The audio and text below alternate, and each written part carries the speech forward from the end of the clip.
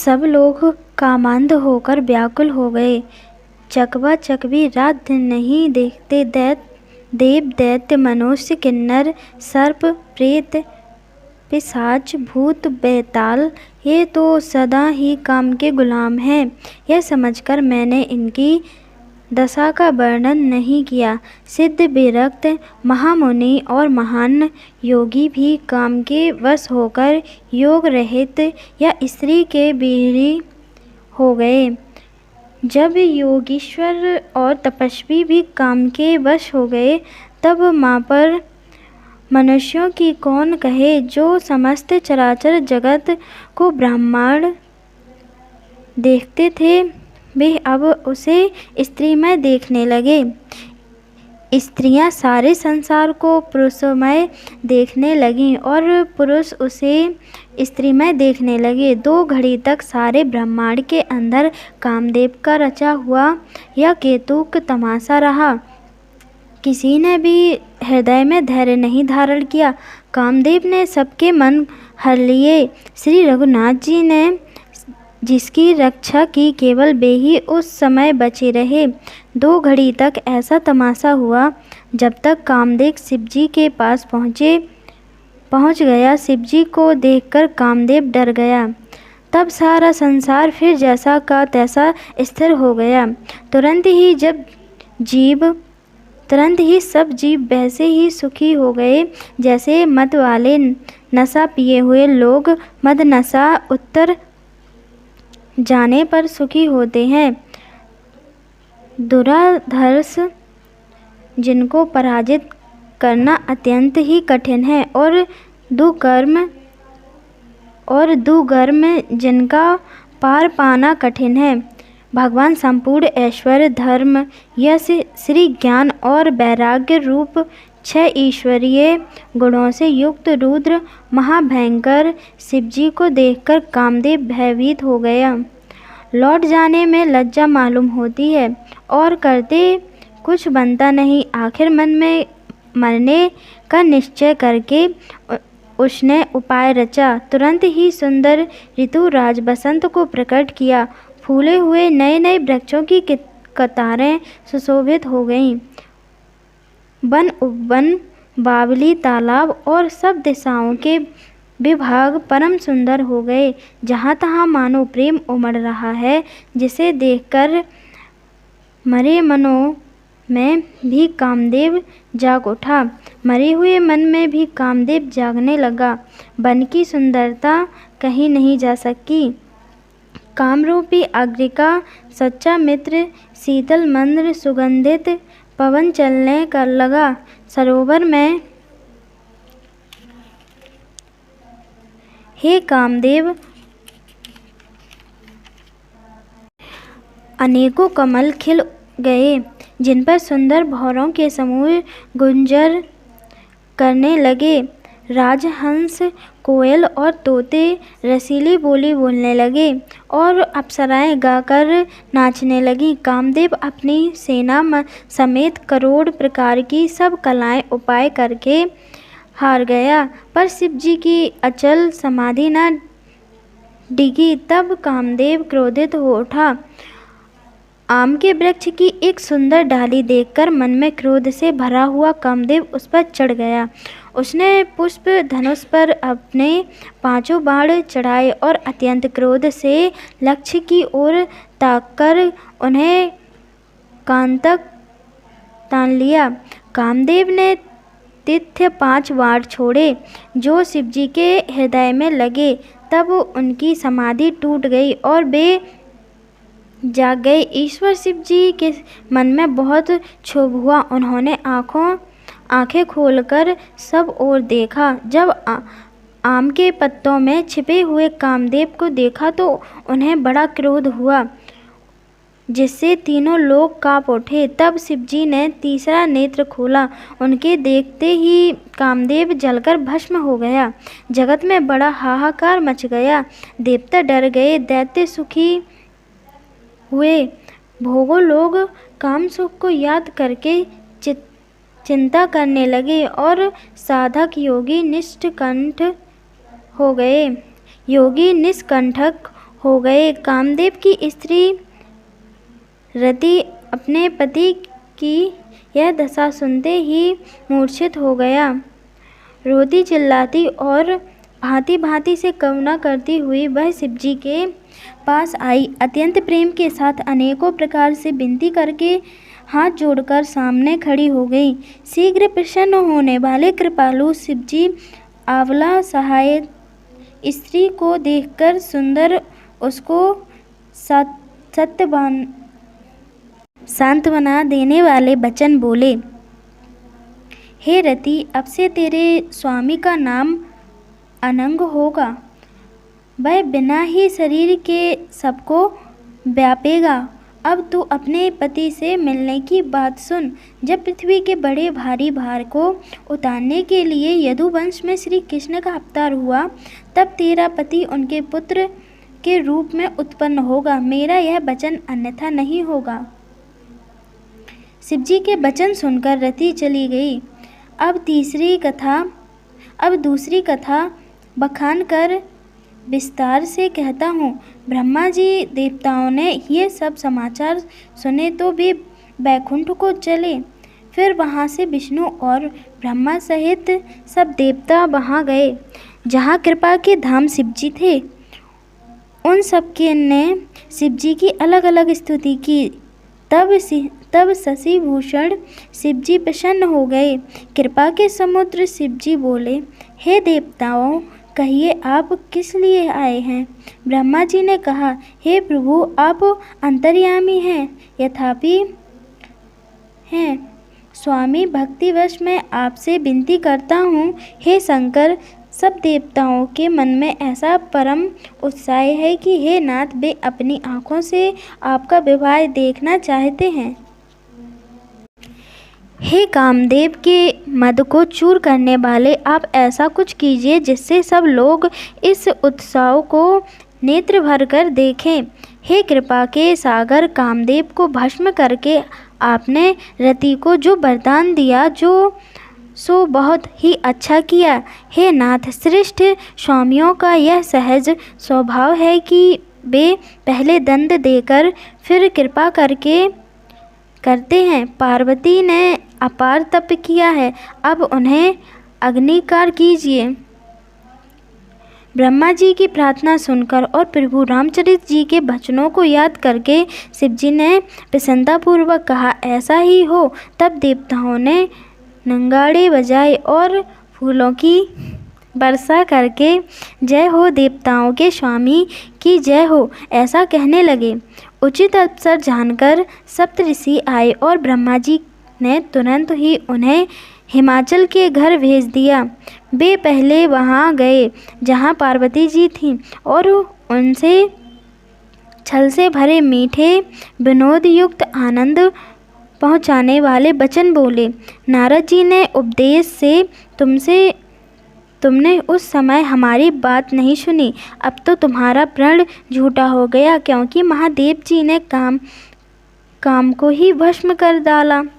यह सुनकर पार्वती जी मुस्कुराकर बोली, हे विज्ञानी मुनिवरों, और आपने उचित ही कहा। आपकी समझ में शिवजी ने कामदेव को अब जलाया है। अब तक तो वे बेकार युक्त काम ही हो रहे हैं, किंतु हमारी समझ से तो शिवजी सदा से ही योगी, अजन्मा, अनिज्ञ, काम रहित और मोहहीन है। और यदि मैंने शिवजी को ऐसा समझकर ही मन, वचन और कर्म से प्रेम सहित उनकी सेवा की है, तो हे मुनीश्वरों सुनिए, वे कृपा निधान भगवान मेरी प्रतिज्ञा को सत्य करेंगे। आपने जो यह कहा कि शिवजी ने कामदेव की भस्म कर दिया, यही आपका बड़ा भारी अविवेक है। हे तात, आज्ञा का तो यह सहज स्वभाव ही है कि पाला जिस उसके समीप कभी जा ही नहीं सकता, और जाने पर वह अवश्य नष्ट हो जाएगा। महादेव जी और कामदेव के संबंध में भी यही न्याय समझना चाहिए। पार्वती के वचन सुनकर और उनका प्रेम तथा विश्वास देखकर मुनि हृदय में बड़े प्रसन्न हुए। वे भवानी को सिर नवाकर चल दिए और हिमाचल के पास पहुँचे। उन्होंने पर्वतराज हिमाचल को सब हाल सुनाया। कामदेव का भस्म होना सुनकर हिमाचल बहुत दुखी हुआ। फिर मुनियों ने रति के वरदान की बात कही। उसे सुनकर हिमवान बहुत सुख माना। शिवजी के प्रभाव को मन में विचार कर हिमाचल ने श्रेष्ठ मुनियों को आदरपूर्वक बुला लिया और उनसे शुभ दिन, शुभ नक्षत्र और शुभ घड़ी सोधवाकर वेद की विधि के अनुसार शीघ्र ही अग्र निश्चय कराकर लिखवा लिया। फिर हिमाचल ने वह अग्र पत्रिका सप्त ऋषियों को शिवजी के प्रभाव को मन में विचार कर हिमाचल ने श्रेष्ठ मुनियों को आदरपूर्वक बुला लिया और उनसे शुभ दिन, नक्षत्र और शुभ घड़ी शोधकर देव की।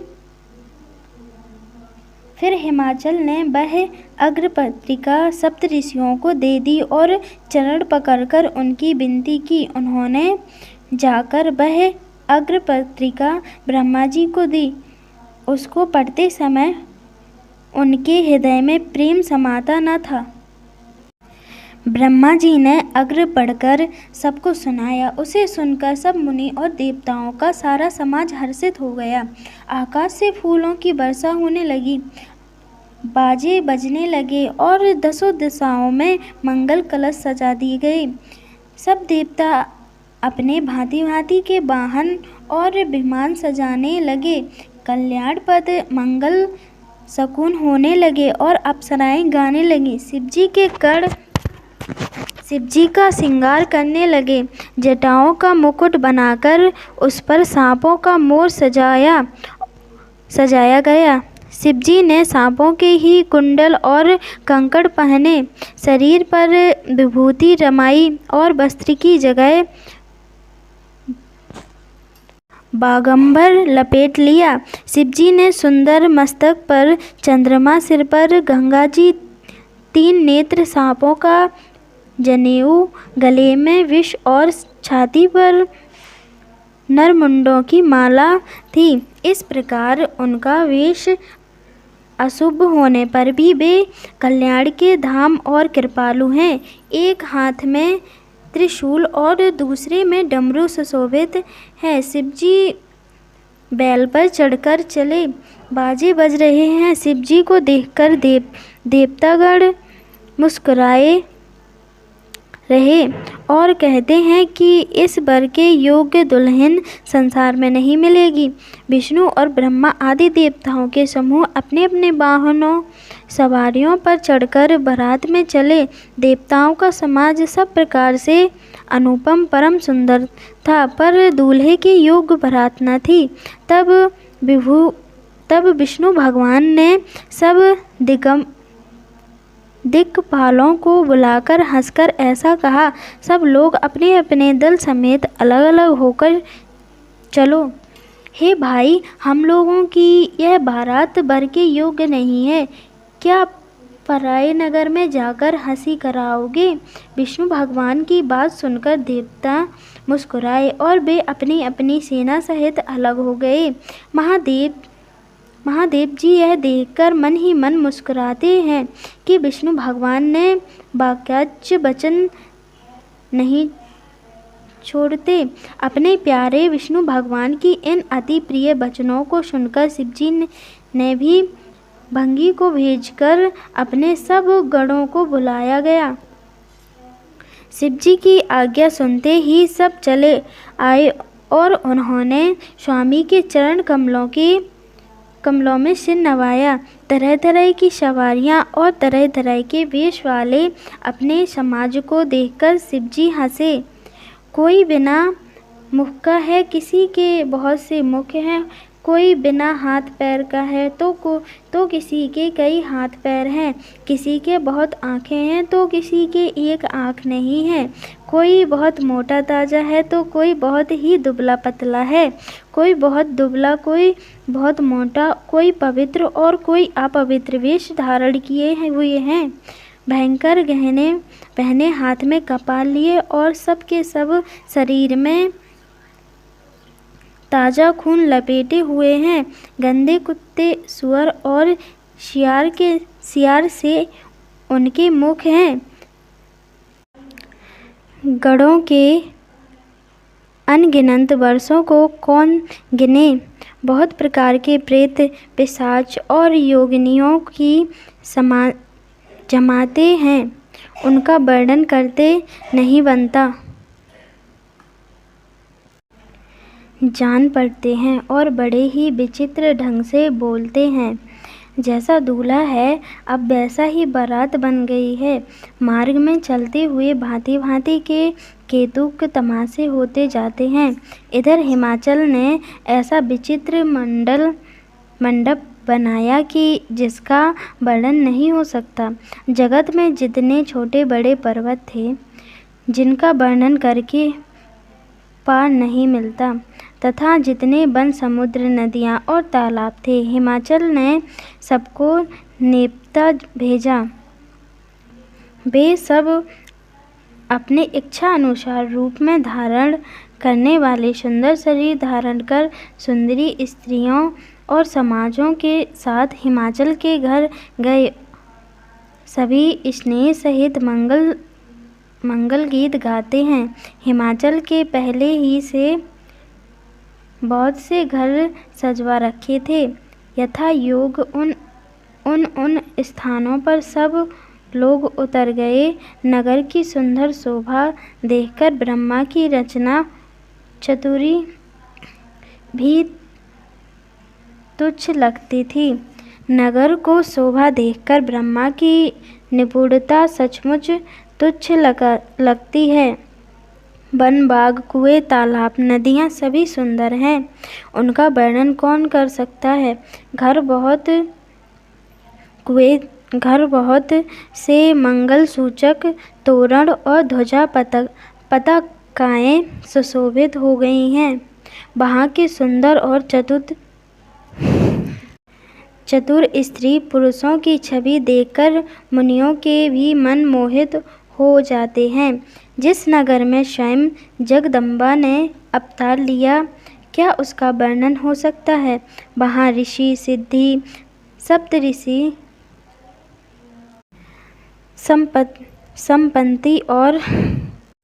संपत्ति और सुख नित्य नए बढ़ते जाते हैं। बारात को नगर के निकट आई सुनकर नगर में चहल पहल मच गई, जिससे उसको शोभा बढ़ गई। अगवानी करने वाले लोग बनाम श्रृंगार करके तथा नाना प्रकार की सवारियों को सजाकर आदर सहित बारात को लेने चले। देवताओं के समाज को देखकर सब मन में प्रसन्न हुए और विष्णु भगवान को देखकर तो बहुत ही सुखी हुए, किंतु जब शिवजी के दल को देखने लगे तो उनके सब वाहन सवारियों के हाथी, घोड़े, रथ के बैल आदि डरकर भाग चले। कुछ बड़ी उम्र के समझदार लोग धीरज रखकर वहाँ डटे रहे। लड़के तो सब अपने प्राण लेकर भागे। घर पहुँचने पर जब माता पिता पूछते हैं तब वे भय से कांपते हुए शरीर से ऐसा वचन कहते हैं, क्या कहें, कोई बात कही नहीं जाती। यह बारात है या यमराज की सेना। दूल्हा पागल है और बैल पर सवार है। सांप कपाल और राख ही उसके गहने हैं। दूल्हे के शरीर पर राख लगी है, सांप और कपाल के गहने हैं। वह नंगा, जटाधारी और भयंकर है। उनके साथ भयानक मुख वाले भूत, प्रेत, पिशाच, योगिनियों और राक्षस हैं। जो बारात को देखकर जीता बचेगा, सचमुच उसके बड़े ही पुण्य हैं। और वहीं पार्वती का विवाह देखेगा। लड़कों ने घर घर यही बात कही। महेश्वर शिवजी का समाज समझकर सब लड़कों ने लड़कों के माता पिता मुस्कुराते हुए उन्होंने बहुत तरह से लड़कों को समझाया कि निडर हो जाओ, डर की कोई बात नहीं है। अगवान लोग बारात को लेवा लाए। उन्होंने सबको सुंदर जनवा से ठहरने को दिए। मैना पार्वती जी की माता ने शुभ आरती सजाई और उनके साथ स्त्रियां उत्तम मंगल गीत गाने लगीं। सुंदर हाथों में सोने का थाल शोभित है। इस प्रकार मैना हर्ष के साथ शिवजी का परछन करने चली। जब महादेव जी को भयानक वेश में देखा तब तो स्त्रियों ने मन में बड़ा भारी भय उत्पन्न हो गया। बहुत ही डर के मारे भागकर वे घर में घुस गईं और शिवजी जहाँ जनवासा था वहाँ चले गए। मैना ने हृदय में बड़ा दुख हुआ। उन्होंने पार्वती जी को अपने पास बुला लिया और अत्यंत स्नेह से गोद में बिठाकर अपने नील कमल से समान नेत्रों में आंसू भरकर कहा, जिस विधाता ने तुमको ऐसा सुंदर रूप दिखा दिया, उस मूर्ख ने तुम्हारे दूल्हे को बावला कैसे बनाया। जिस विधाता ने तुमको सुंदरता दी, उसने तुम्हारे लिए बर बावला कैसे बनाया। जो फल कल्प वृक्ष में लगना चाहिए वह जबरदस्ती बबूल में लग रहा है। मैं तुम्हें लेकर पहाड़ से गिर पड़ूंगी, आग में जल जाऊंगी या समुद्र में कूद पड़ूंगी।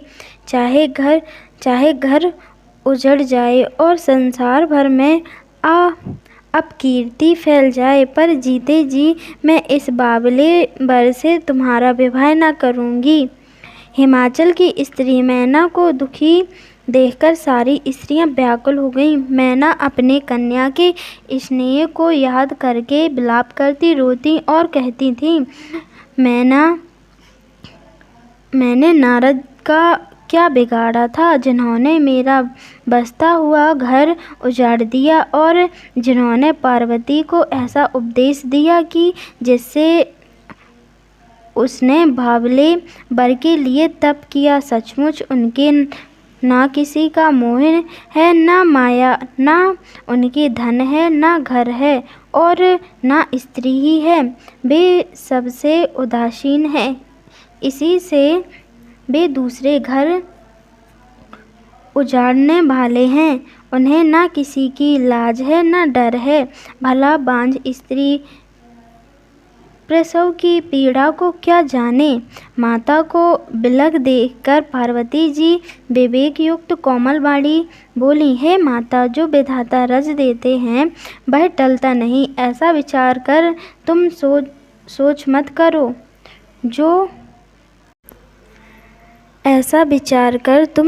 मत करो।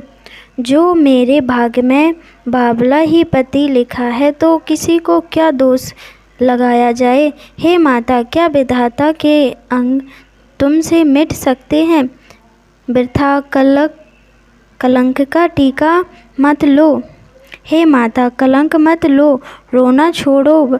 यह अवसर विषाद करने का नहीं है। मेरे भाग्य में जो दुख सुख लिखा है उसे मैं जहाँ जाऊंगी वहीं पाऊंगी। पार्वती जी के ऐसे विनय भरे कोमल वचन सुनकर सारी स्त्रियां सोच करने लगीं और भांति भांति से विधाता को दोष देकर आँखों से आंसू बहाने लगीं। इस समाचार को सुनते ही हिमाचल उसी समय नारद जी और सप्तऋषियों को साथ लेकर अपने घर गए। तब नारद जी ने पूर्व जन्म की कथा सुनाकर सबको समझाया और कहा कि हे मैना, तुम मेरी सच्ची बात सुनो। तुम्हारी यह लड़की साक्षात जगन्नी भवानी है।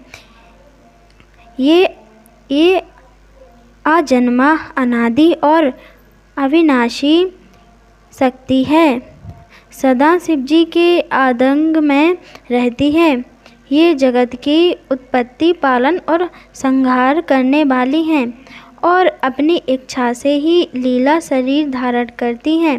पहले ये दक्ष के घर जाकर जन्मी थी तब इनका सती नाम था। बहुत सुंदर शरीर पाया था।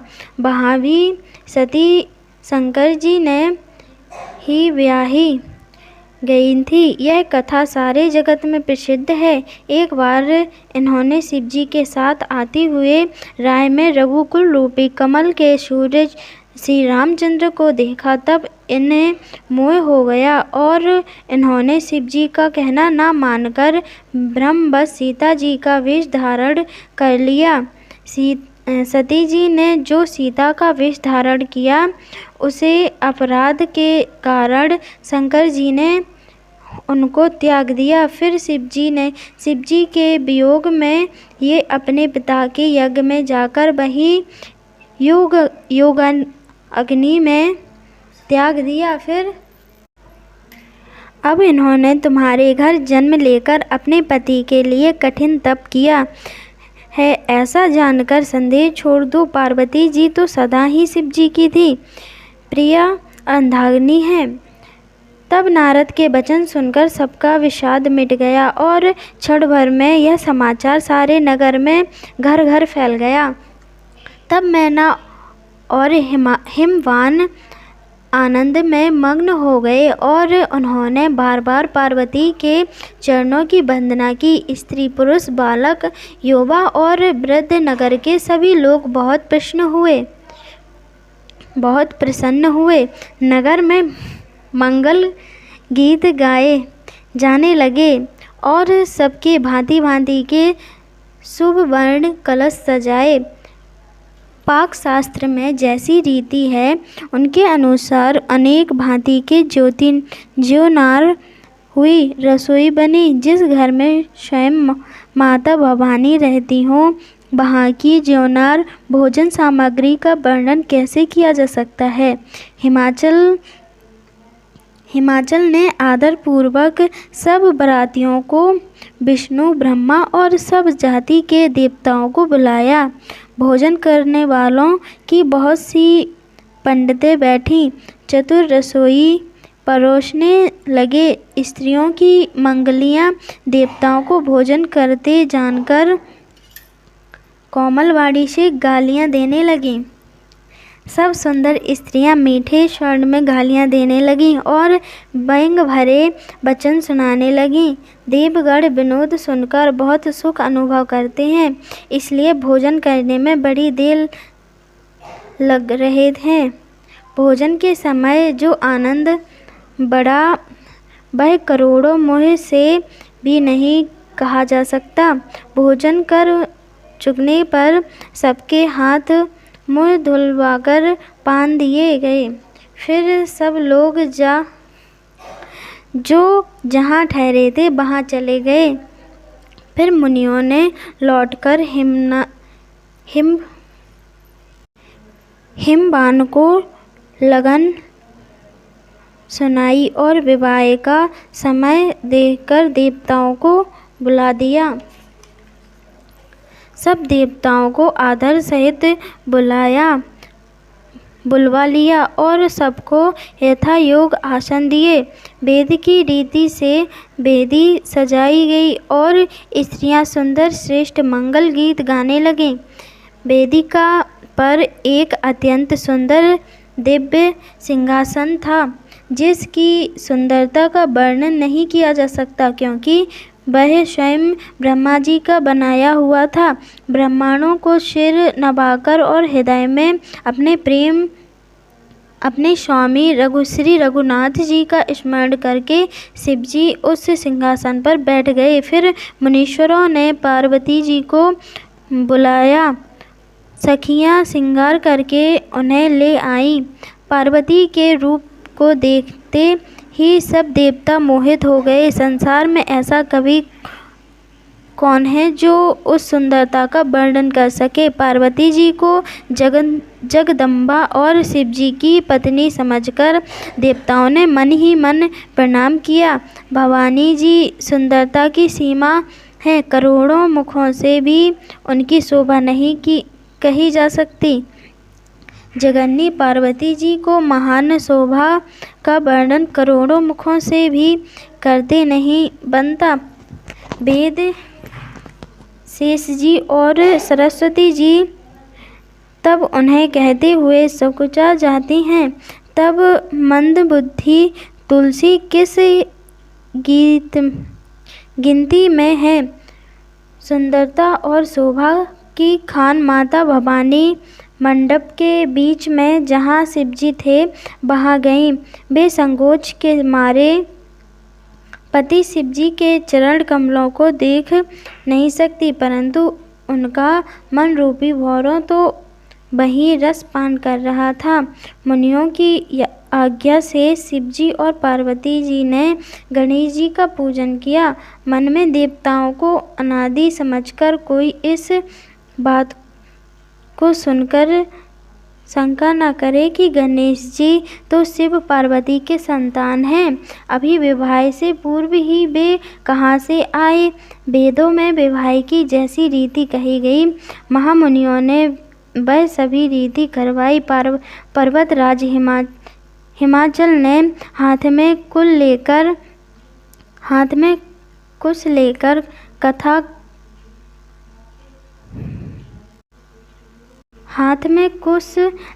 तथा कन्या का हाथ पकड़कर उन्हें भवानी शिव पत्नी जानकर शिवजी को समर्पण किया। जब महेश्वर शिवजी ने पार्वती का पाणी ग्रहण किया, तब सब देवता हृदय में बड़े ही हर्षित हुए। श्रेष्ठ मुनिगण वेद मंत्रों का उच्चारण करने लगे और देवगण शिवजी का जय जयकार करने लगे। अनेकों प्रकार के बाजे बजने लगे। आकाश से नाना प्रकार के फूलों की वर्षा हुई। शिव पार्वती का विवाह हो गया। सारे ब्रह्मांड में आनंद भर गया। दास दासी, रथ घोड़े, हाथी, गाय, वस्त्र और मणि आदि अनेक प्रकार के चीज़ें, अन्न तथा सोने के बर्तन गाड़ियों में डलवाकर दहेज में दिए, जिनका वर्णन नहीं हो सकता।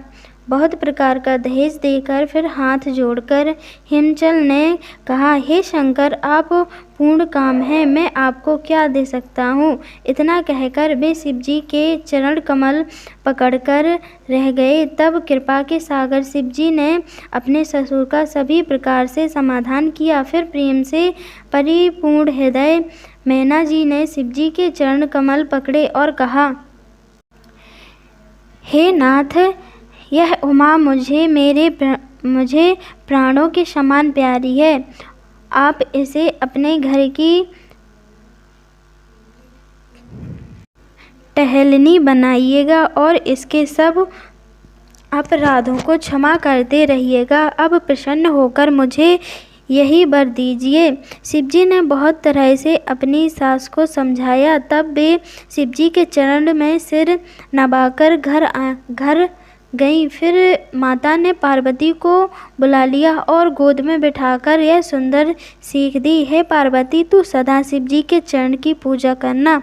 नारियों का सही धर्म है, उनके लिए पति ही देवता है और कोई देवता नहीं है। इस प्रकार की बातें कहते कहते उनकी आंखों में आंसू भर आए और उन्होंने कन्या को छाती से लिपटा लिया। फिर बोली कि विधाता ने जगत में स्त्री जाति को क्यों पैदा किया।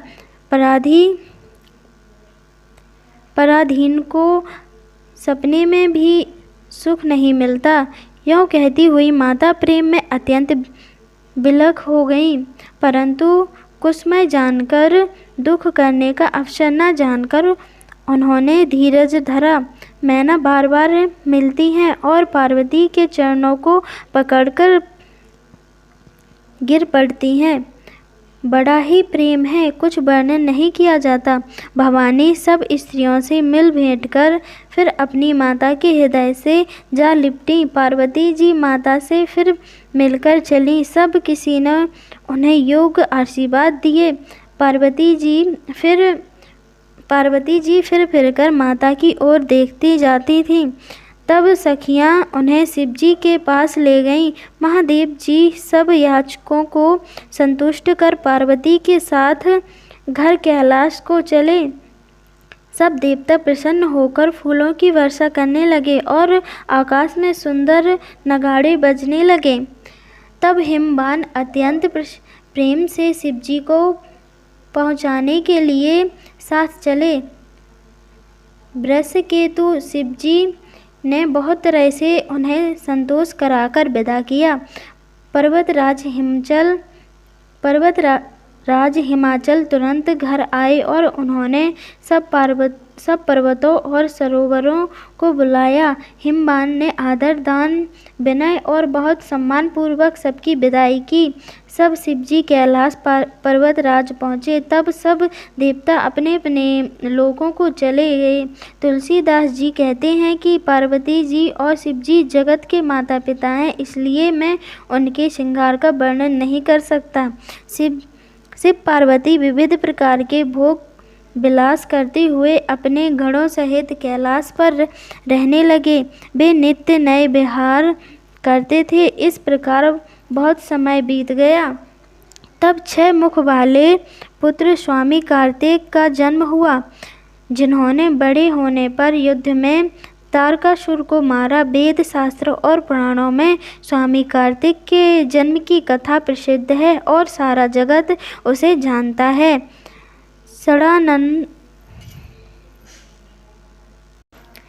सदानंद स्वामी कार्तिक के जन्म, कर्म, प्रताप और महान पुरुषार्थ को सारा जगत जानता है, इसलिए मैंने वृषकेतु शिवजी के पुत्र का चरित्र संक्षेप से ही कहा है। शिव पार्वती के विवाह की इस कथा को जो स्त्री पुरुष कहेंगे और गाएंगे, वे कल्याण के कार्यों और विवाह ही मंगलों में सदा सुख पावेंगे। गिरिजापति महादेव जी का चरित्र समुद्र के समान अपार है, उसका पार वेद भी नहीं पाते।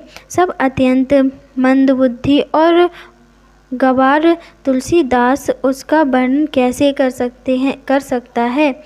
शिवजी के रसीले और सुहावने चरित्र को सुनकर मुनि भरद्वाज जी ने बहुत ही सुख पाया। कथा सुनने की उनकी लालसा बहुत बढ़ गई। नेत्रों में जल भर आया तथा रोमावली खड़ी हो गई।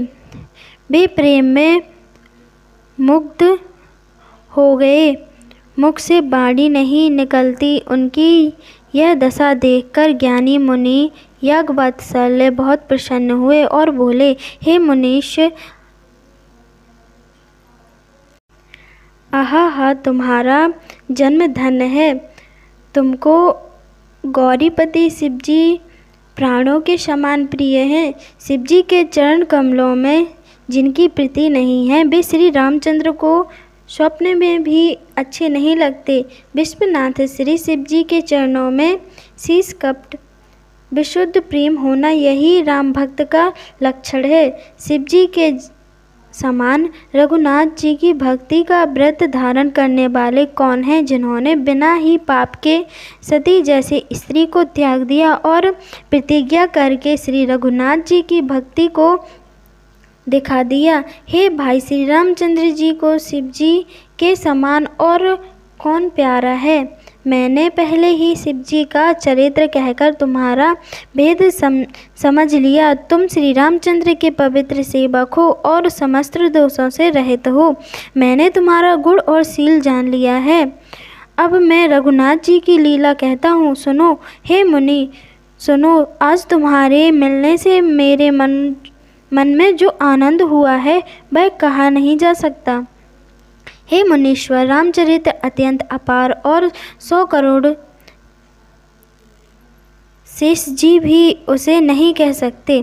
तथापि जैसा मैंने सुना है वैसा बाड़ी के स्वामी प्रेरक और हाथ में धनुष लिए हुए प्रभु श्री रामचंद्र जी का स्मरण करके कहता हूँ। सरस्वती जी कठपुतली के समान हैं और अंतर्यामी स्वामी श्री रामचंद्र जी सूत पकड़कर कठपुतली को नचाने वाले सूत्रधार हैं। अपना भक्त जानकर जिस कवि पर वे कृपा करते हैं, उनके हृदय रूपी आंगन में सरस्वती को वे नचाया करते हैं। उन्हें कृपालु रघुनाथ जी को मैं प्रणाम करता हूँ और उन्हीं के निर्मल गुणों की कथा कहता हूँ। कैलाश पर्वतों में श्रेष्ठ और बहुत ही स्मरणीय है, जहाँ शिव पार्वती जी सदा निवास करते हैं। सिद्ध तपस्वी योगीगण देवता किन्नर और मुनियों के समूह उस पर्वत पर रहते हैं। वे सब बड़े पुण्यात्मा हैं और आनंदकंद श्री महादेव जी की सेवा करते हैं। जो भगवान विष्णु और महादेव जी से विमुख हैं और जिनकी धर्म में प्रीति नहीं है, वे लोग स्वप्न में भी वहाँ नहीं जा सकते। उस पर्वत पर एक विशाल बरगद का पेड़ है, जो नित्य नवीन और सब काल छाओ ऋतुओं में सुंदर रहता है। वहाँ तीनों प्रकार की शीतल, मंद और सुगंध वायु बहती रहती है और उसकी छाया बड़ी ठंडी रहती है। वह शिव जी के विश्राम करने का वृक्ष है, जिसे वेदों ने गाया है। एक बार प्रभु श्री शिव जी उस वृक्ष के नीचे गए और उन्हें देखकर उनके हृदय में बहुत आनंद हुआ। अपने हाथ से बादंबर बिछाकर कृपालु शिव जी स्वभाव से ही बिना किसी खास प्रयोजन के वहाँ बैठ गए। कुंदन के पुष्प, चंद्रमा और शंख के समान उनका गैर शरीर था। बड़ी लंबी भुजाएं थीं और वे मुनियों के से वस्त्र धारण किए हुए थे। उनके चरण नए पूर्ण रूप खिले हुए लाल कमल के समान थे। नखों की ज्योति भक्तों के हृदय का अंधकार हरने वाली थी। सांप और भस्म ही उनके भूषण थे और उन त्रिपुरासुर के अंधकार शत्रु शिवजी का मुख शरद पूर्णिमा के चंद्रमा की शोभा को भी हरने वाले फीकी करने वाला था। उनके सिर पर जटाओं का मुकुट और गंगा जी शोभायाम थी। कमल के समान बड़े बड़े नेत्र थे। उनका नील कंठ था और वे सुंदरता के भंडार थे। उनके मस्तक पर द्वितीय का चंद्रमा शोभित था। कामदेव के शत्रु शिव जी वहाँ बैठे हुए ऐसे शोभित हो गए थे, मानो शांतरस ही शरीर धारण किए बैठा हो। अच्छा मौका जानकर शिव पत्नी माता पार्वती उनके पास गईं।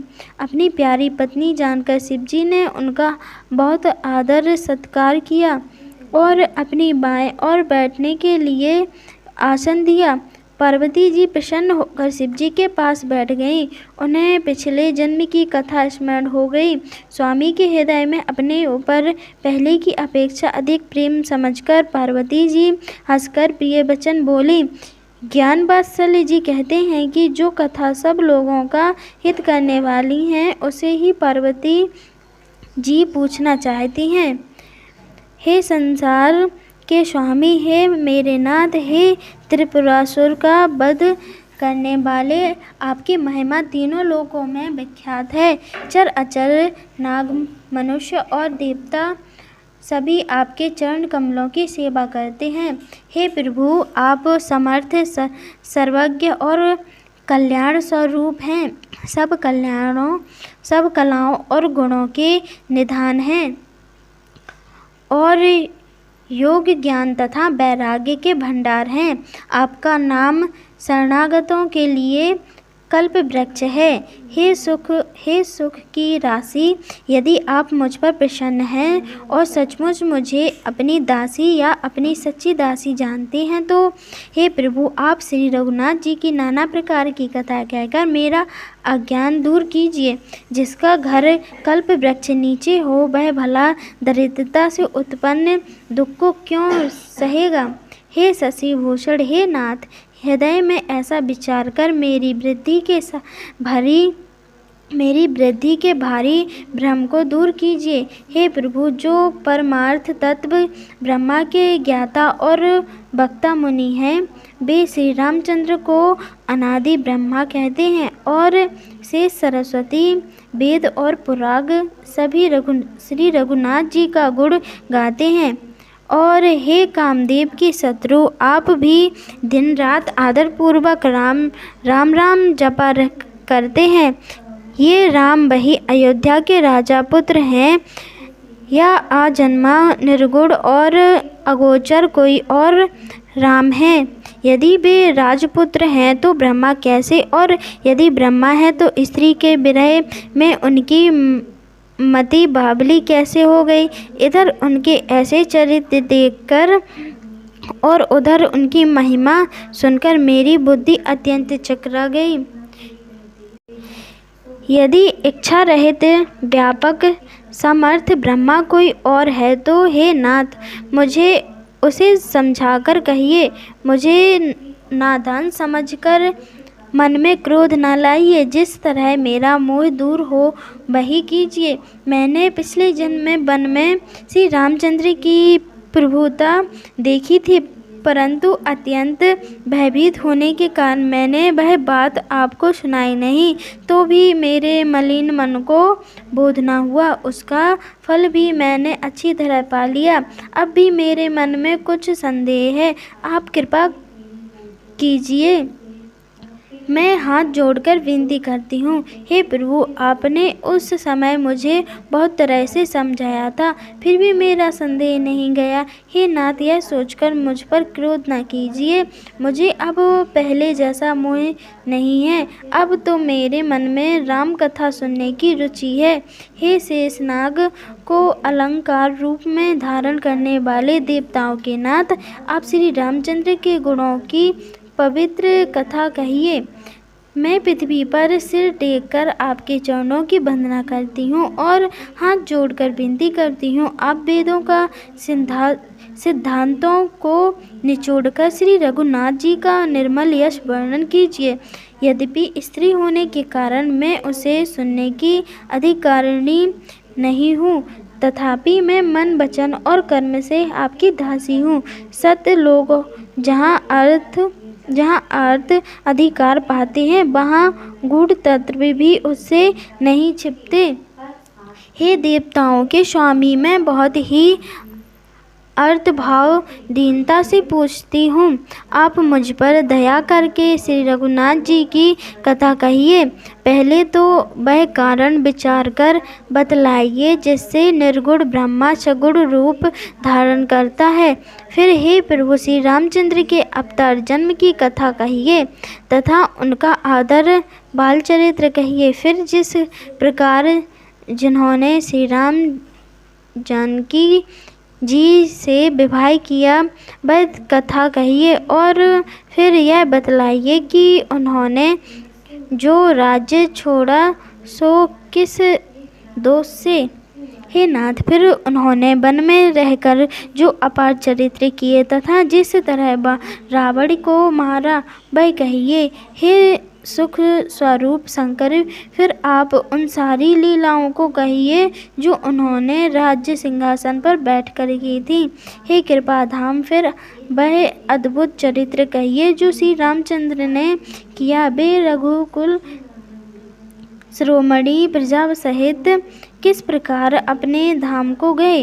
हे प्रभु, फिर आप उस तत्व को समझाकर कहिए जिसकी अनुभूति में ज्ञान मुनिगण सदा मग्न रहते, और फिर भक्ति, ज्ञान, विज्ञान और वैराग्य का विभाग सहित वर्णन कीजिए। इनके सिवा श्री रामचंद्र के और भी जो अनेक रहस्यमय छिपे हुए हैं भाव अथवा चरित्र हैं उनको कहिए। हे नाथ, आपका ज्ञान अत्यंत निर्मल है। हे प्रभु, जो बात मैंने न भी पूछी हो, हे दयालु, उसे भी आप छिपा न रखिएगा।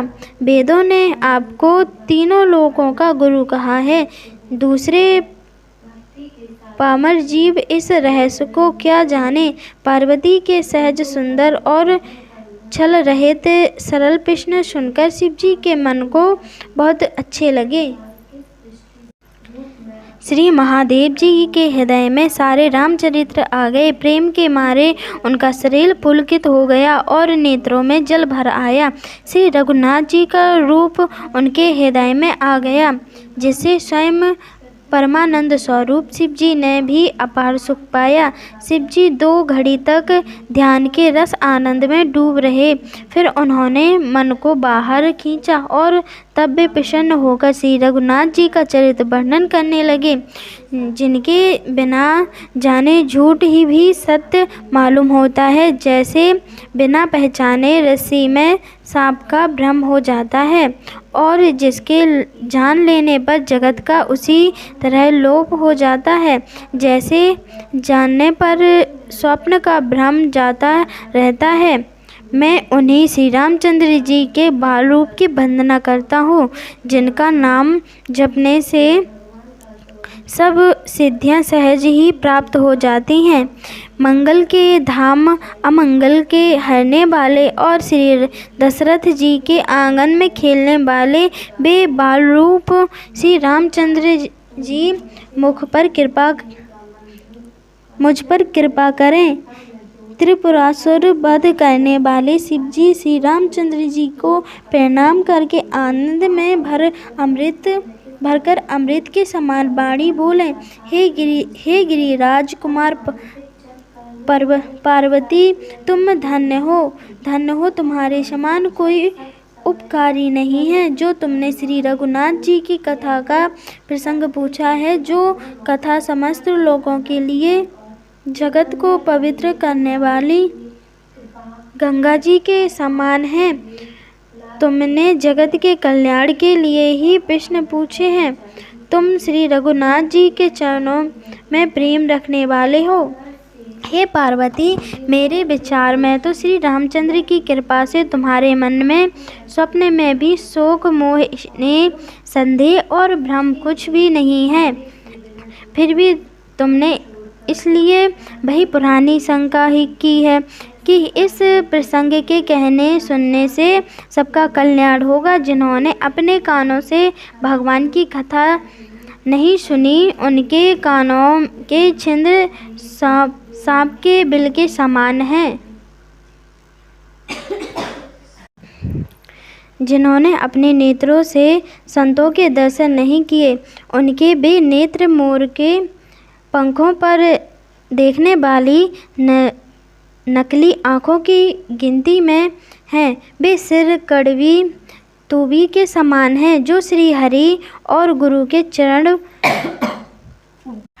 श्री रामचंद्र जी के गुणों का गान नहीं करती। वह मेंढक की जीभ के समान है। वह हृदय में वज्र के समान कड़ा और निष्ठुर हैं। वे जो भगवान के चरित्र सुनकर हर्षित नहीं होते हैं, वे पर्वत श्री रामचंद्र की लीला सुनो। यह देवताओं का कल्याण करने वाली और दैत्यों को विशेष रूप से मोहित करने वाली श्री रामचंद्र की कथा कामधेनु के समान सेवा करने से सब सुखों को देने वाली हैं और सत्पुरुषों के समाज ही सब देवताओं के लोग हैं। ऐसा जानकर इसे कौन न सुनेगा। श्री रामचंद्र की कथा हाथ की सुंदर ताली और जो संदेह रूपी पक्षियों को उड़ा देती हैं। फिर राम कथा कलियुग के रूपी वृक्ष को काटने के लिए कुल्हाड़ी है। हे गिरिजा राजकुमारी, तुम इसे आदरपूर्वक सुनो। वेदों ने श्री रामचंद्र जी के सुंदर नाम, गुण, चरित्र, जन्म और कर्म सभी अनगिनत कहे हैं।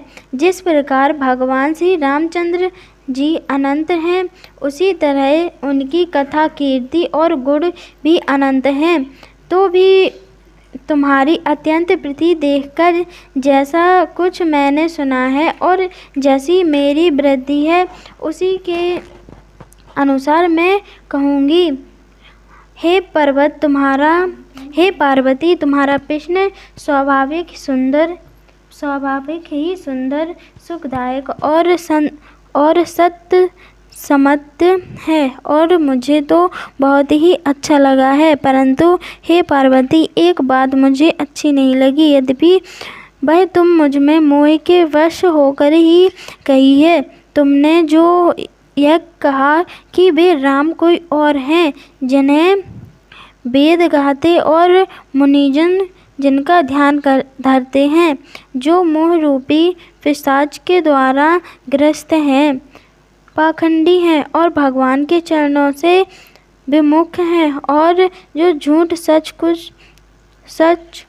कुछ भी नहीं जानते, ऐसे अधम मनुष्य ही इस तरह कहते सुनते हैं, जो अज्ञानी, मूर्ख, अंधे और भाग्यहीन हैं, और जिनके मन रूपी दर्पण पर विषय रूपी काई जमी हुई है, जो व्यभिचारी, छली और बड़े कुटिल हैं, और जिन्होंने कभी स्वप्न में भी संत समाज के दर्शन नहीं किए, और जिन्हें अपनी लाभ हानि नहीं सूझती, वे ही ऐसी वेद विरुद्ध बातें कहा करते हैं, जिनका हृदय रूपी दर्पण मैला है और जो नेत्रों से हीन हैं। वे बेचारे श्री रामचंद्र जी का रूप कैसे देखें, जिनको निर्गुण सगुण कुछ भी विवेक नहीं है, जो अनेक मंगंडक बातें बका करते हैं, श्री हरि की माया के वश में होकर जगत में जन्म मृत्यु के चक्र में भ्रमते फिरते हैं। उनके लिए कुछ भी कह डालना असंभव नहीं है। जिन्हें वायु का रोग, सन्निपात, उन्माद आदि हो गया हो, जो भूत के वश हो गए हैं और जो नशे में चूर हैं, ऐसे लोग विचार कर वचन नहीं बोलते, जिन्होंने महामोह रूपी मदिरा पी रखी, जिनके कहने पर खान न देना चाहिए। अपने हृदय में ऐसा विचार कर संदेह छोड़ दो और रामचंद्र के चरणों को भजो। हे पार्वती, ब्रह्म रूपी अंधकार के नाश करने के लिए सूर्य के किरणों के समान मेरे वचनों को सुनो। सगुण और निर्गुण कुछ भी भेद नहीं है। मुनि, पुराण, पंडित और वेद सभी ऐसा कहते हैं। जो निर्गुण, अरूप, निराकार, अलख और अजंबा हैं, वही भक्तों के प्रेम बस सगुण हो जाता है। जो निर्गुण हैं वही सगुण कैसे हैं? जैसे जल और ओले में भेद नहीं, दोनों जल ही हैं, ऐसे ही निर्गुण और सगुण एक ही हैं। जिसका नाम ब्रह्म रूपी अंधकार के मिटाने के लिए सूर्य है, उसके लिए मोह का प्रसंग भी कैसे कहा जा सकता? श्री रामचंद्र जी सच्चिदानंद स्वरूप सूर्य हैं। वहाँ मोह रूपी रात्रि का लवलेश भी नहीं है। वे स्वभाव ही प्रकाश रूप और भगवान हैं। वहाँ तो विज्ञान रूपी प्राप्त काल भी नहीं होता। अज्ञान रूपी रात्रि हो तब तो ज्ञान रूपी प्रतः काल हो। भगवान तो नित्य ज्ञान स्वरूप हैं। हर्ष, शोक, ज्ञान, अज्ञान, अहंता और अभिमान, ये सब जीव के धर्म हैं। श्री रामचंद्र जी तो व्यापक ब्रह्मा, परमानंद स्वरूप परमात्मा, प्रभु और पुराण पुरुष हैं। इस बात को सारा जगत जानता है। जो पुराण पुरुष प्रसिद्ध हैं, प्रकाश के भंडार हैं, सब रूपों में प्रकट हैं, जीव, माया और जगत सबके स्वामी हैं। वे ही रघुकुल मणि श्री रामचंद्र जी मेरे स्वामी हैं। ऐसा कहकर शिव जी ने उनको मस्तक नवाया। अज्ञानी मनुष्य अपने ब्रह्म को तो समझते नहीं और वे मूर्ख प्रभु श्री रामचंद्र जी पर उसका आरोप करते हैं। जैसे आकाश में बादलों का पर्दा देखकर कुविचार अज्ञानी लोग कहते हैं कि बादलों ने सूर्य को ढक लिया। जो मनुष्य आँख में उंगली लगाकर देखता है उसको लिए तो 2 चंद्रमा प्रकट प्रत्यक्ष हैं। पर्वत श्री रामचंद्र के विषय में इस प्रकार मोह की कल्पना करना वैसा ही है जैसा आकाश में अंधकार, धुएं और धूल का सोहना। भगवान श्री रामचंद्र जी नित्य निर्मल और निर्लेप हैं।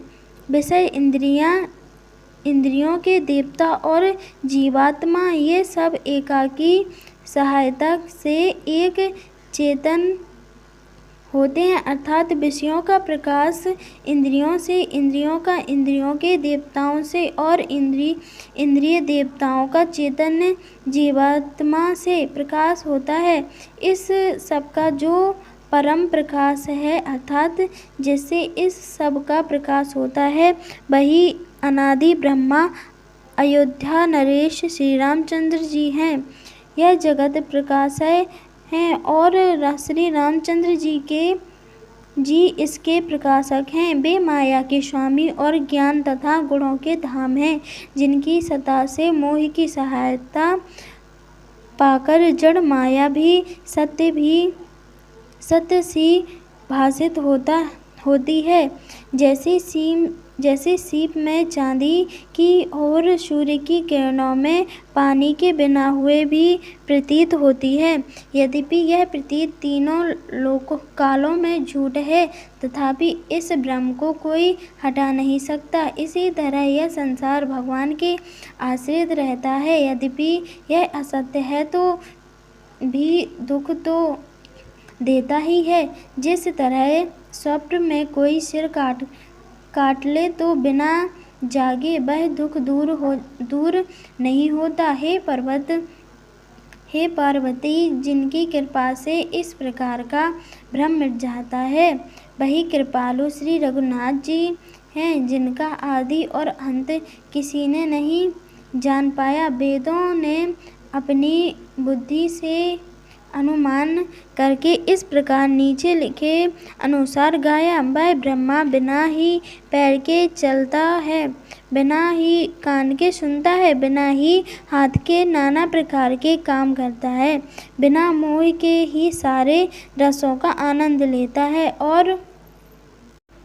और बिना ही वाणी के बहुत योग बकता है।